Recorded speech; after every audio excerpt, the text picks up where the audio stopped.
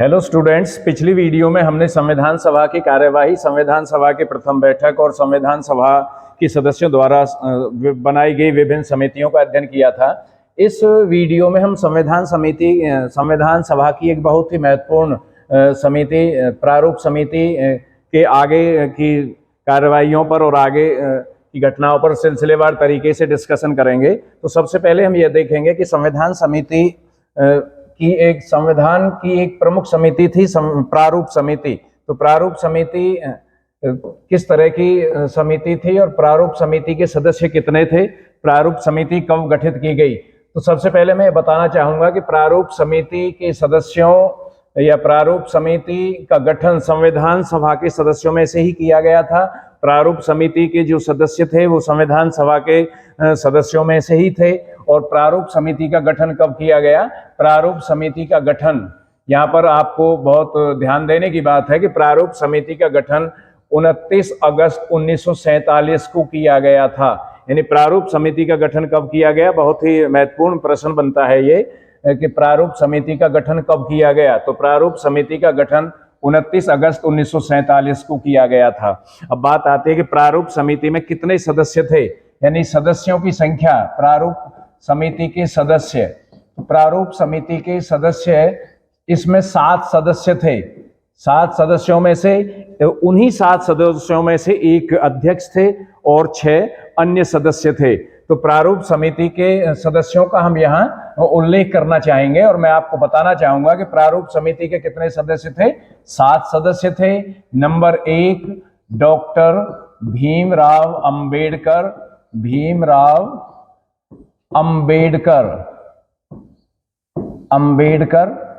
Number 2 पर थे के M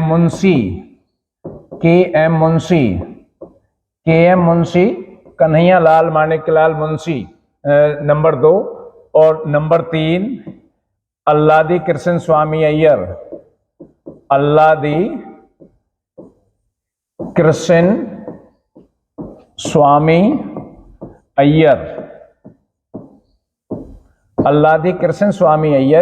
number 4 N Gopalaswami Ayyangar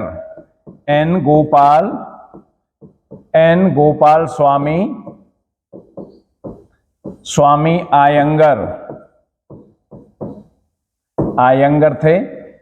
number 5 पर मोहम्मद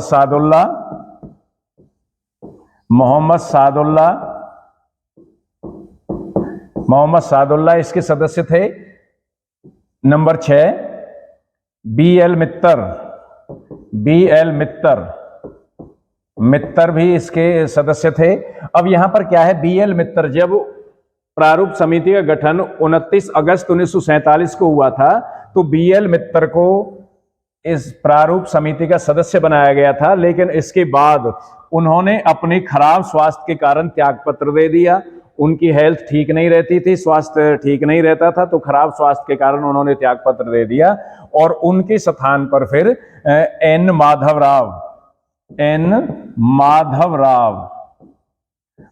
राव को प्रारूप समिति का सदस्य बनाया गया था। नंबर 7 पर कौन थे? नंबर 7 पर डीपी देवी प्रसाद खेतान को सदस्य बनाया गया था। और 1948 में डीपी खेतान की डेथ हो गई थी, मृत्यु हो गई थी। तो उसके बाद फिर एक और सदस्य को इसमें प्रारूप समिति में रखना पड़ा था। उनका नाम था TT Krishnamachari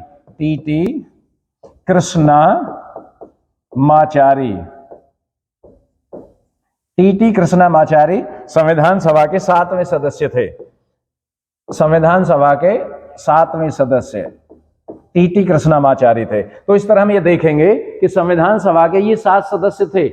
doctor Bhimrao Ambedkar, number 2 K M Munshi, number 3 Alladi Krishnaswami Ayyar, number 4 N Gopalaswami Ayyangar, number 5 Mohammad Saadulla, number 6 B L Mitter. और बी एल मित्तर ने खराब स्वास्थ्य के कारण त्यागपत्र दे दिया तो उनके स्थान पर एन माधव राव को बनाया गया था। नंबर 7 पर डीपी खेतान, 1948 में डीपी खेतान की मृत्यु हो गई थी तो उनके स्थान पर टीटी कृष्णामाचारी को 7वां सदस्य बनाया गया था। अब बात उठती है, यानी ये प्रश्न बनता है कि प्रारूप समिति का अध्यक्ष कौन था। तो प्रारूप समिति का अध्यक्ष किसको बनाया गया था? डॉक्टर भीमराव अंबेडकर को प्रारूप समिति का अध्यक्ष बनाया गया था। अब ये प्रश्न है कि प्रारूप समिति में कितने सदस्य थे? 7 सदस्य थे। प्रारूप समिति का गठन कब किया गया? 29 अगस्त 1947 को किया गया था। और मैं आपको बताना चाहूंगा कि 29 अगस्त को एक बहुत ही प्रमुख व्यक्ति का जन्मदिन भी होता है, और वो कौन है? मेजर ध्यानचंद। हॉकी के जादूगर कहे जाने वाले मेजर ध्यानचंद का जन्मदिन भी 29 अगस्त को ही आता है। इसलिए 29 अगस्त को भारत में हर वर्ष राष्ट्रीय खेल दिवस भी मनाया जाता है। ये डेट इसलिए भी प्रमुख है, आपको याद रखनी चाहिए। और कितने सदस्य थे? 7 थे। प्रारूप समिति के अध्यक्ष कौन थे? प्रारूप समिति के अध्यक्ष डॉक्टर भीमराव अंबेडकर थे। तो प्रारूप समिति का इस तरह से 29 अगस्त 1947 को गठन हो गया था। अब प्रारूप समिति के गठन के बाद हम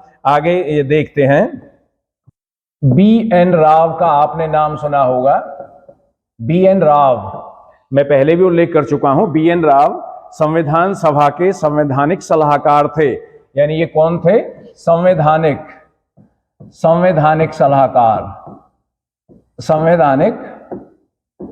सलाहकार थे। BN राव, बेनेगल नरसिंह राव इनका पूरा नाम था। और ये ICS अधिकारी थे, संविधान सभा के सदस्य नहीं थे। निःशुल्क संविधान बनाने में सेवाएं दे रहे थे। इनके बारे में थोड़ा सा मैं और भी उल्लेख करना चाहूंगा कि ये 1944 से 1945 के बीच में जम्मू कश्मीर में मंत्री पद पर रह चुके थे। वहां पर इन्होंने मंत्री के रूप में अपनी भूमिका निभाई थी। और उसके बाद 1950 से 1952 में इन्होंने संयुक्त राष्ट्र संघ की सुरक्षा परिषद में भारत का प्रतिनिधित्व किया था। उसके बाद 1952 से लेकर अपनी मृत्यु तक, नवंबर 1953 तक ये ICJ के सदस्य रहे। ICJ के सदस्य, इंटरनेशनल कोर्ट ऑफ जस्टिस, अंतरराष्ट्रीय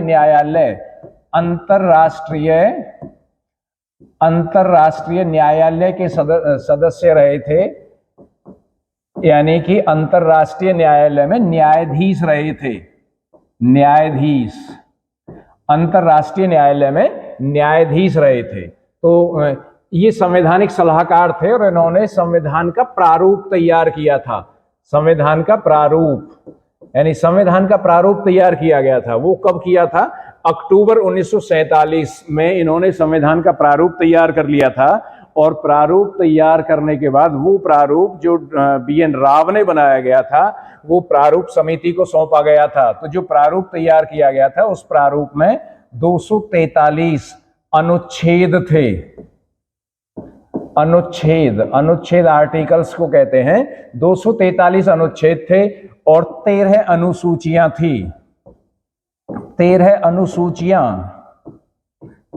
अनुसूचियां थी। ये जो प्रारूप तैयार किया था अक्टूबर 1947 में ये प्रारूप तैयार किया, और ये BN राव के द्वारा तैयार किया गया था। तो ये संविधान सभा के सचिवालय की मंत्रणा शाखा या परामर्श शाखा के द्वारा, यानी प्रयास इनका था। तो संविधान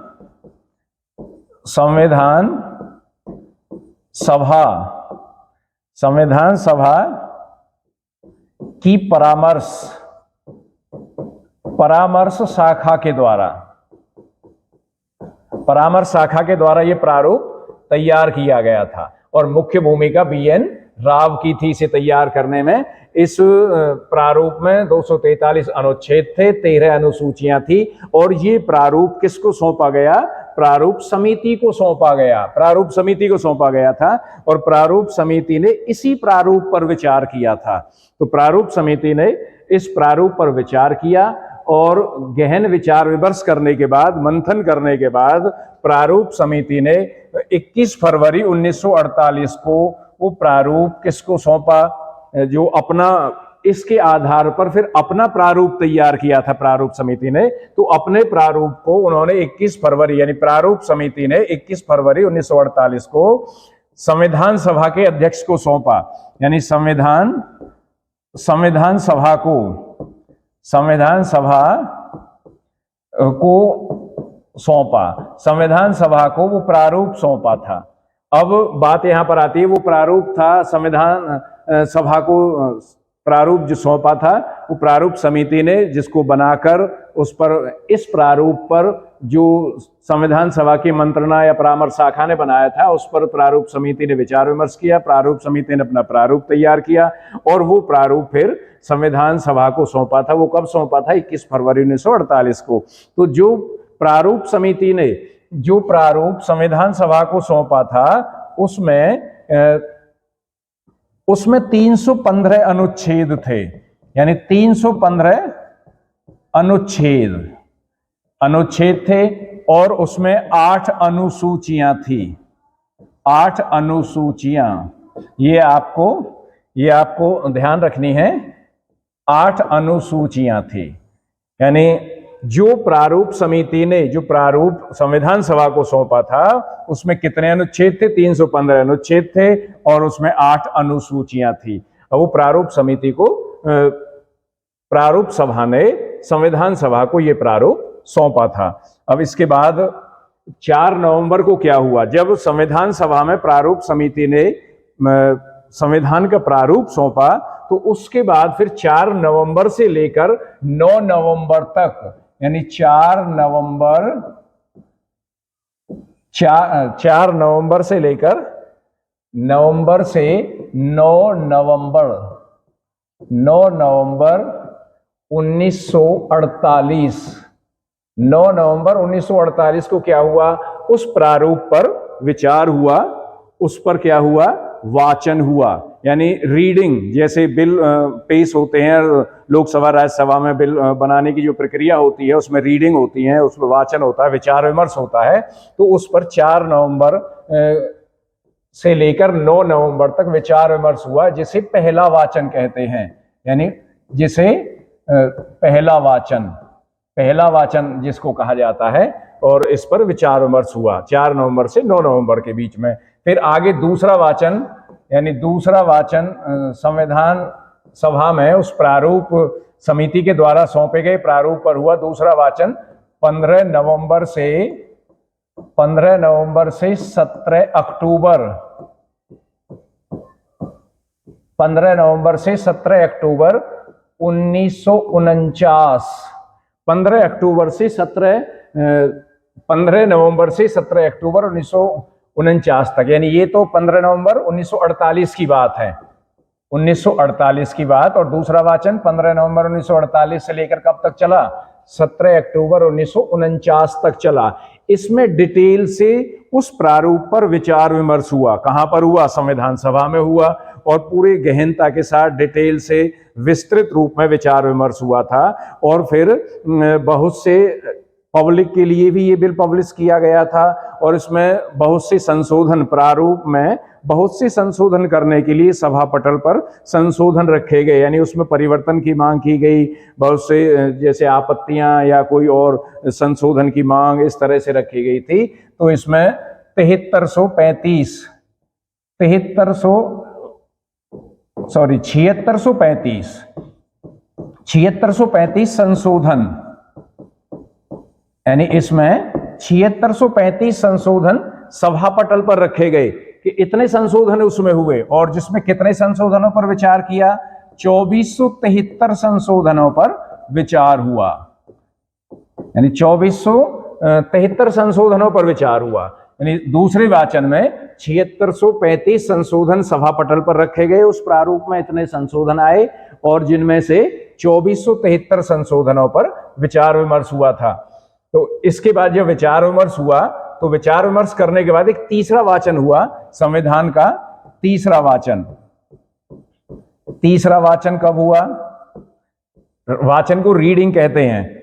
तीसरा वाचन या थर्ड रीडिंग 26 नवंबर, ये 26 नवंबर तक हुआ था, लेकिन जो वाचन शुरू कब हुआ था? वो 14 नवंबर से हुआ था। 14 नवंबर 1949 से लेकर 26 नवंबर 1949 तक, यानी ये आप साथ साथ इसको लिख भी सकते हैं कि तीसरा वाचन 14 नवंबर से 14 नवंबर 1949 से लेकर 26 नवंबर 1949 तक हुआ। और फिर 26 नवंबर को क्या हो गया था, 26 नवंबर को ही भारतीय संविधान बनकर तैयार हो गया था। संविधान सभा ने भारतीय संविधान को अंगीकृत, अधिनियमित और आत्मार्पित कर लिया था। यानी इसको 26 नवंबर 1949 को ही यहां पर यानी संविधान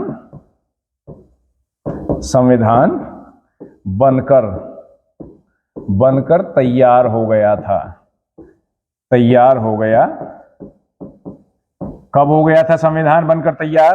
तो संविधान बनकर 26 नवंबर 1949 को बनकर तैयार हो गया था। इस संविधान को संविधान सभा ने अंगीकृत, अधिनियमित और आत्मार्पित कर लिया था और संविधान 26 नवंबर 1949 को बनकर तैयार हो गया था। तो संविधान के कुछ ऐसे प्रावधान थे जो 26 नवंबर को ही जिनको लागू कर दिया गया था, वो मैं अगली वीडियो में बताऊंगा। तो मैं यहां पर आपको ये बताना चाहूंगा कि 26 नवंबर को हर वर्ष विधि दिवस मनाया जाता था। यानी विधि दिवस मनाया जाता था और विधि दिवस मनाया जाता था। लेकिन संविधान को बनाने में किनकी सबसे महत्वपूर्ण भूमिका रही थी, हम इस बात का भी उल्लेख करना चाहेंगे।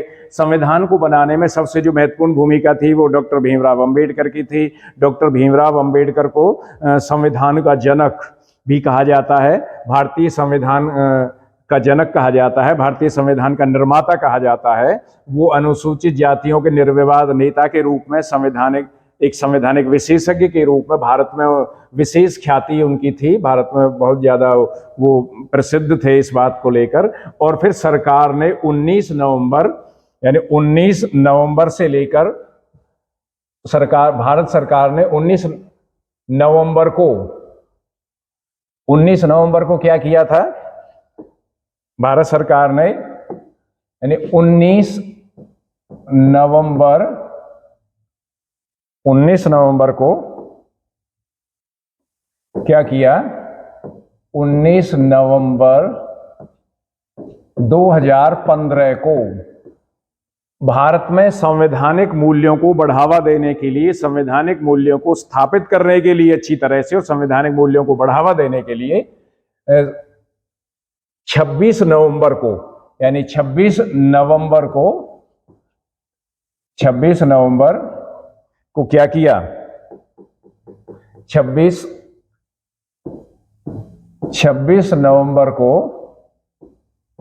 नवंबर को हर वर्ष संविधान दिवस के रूप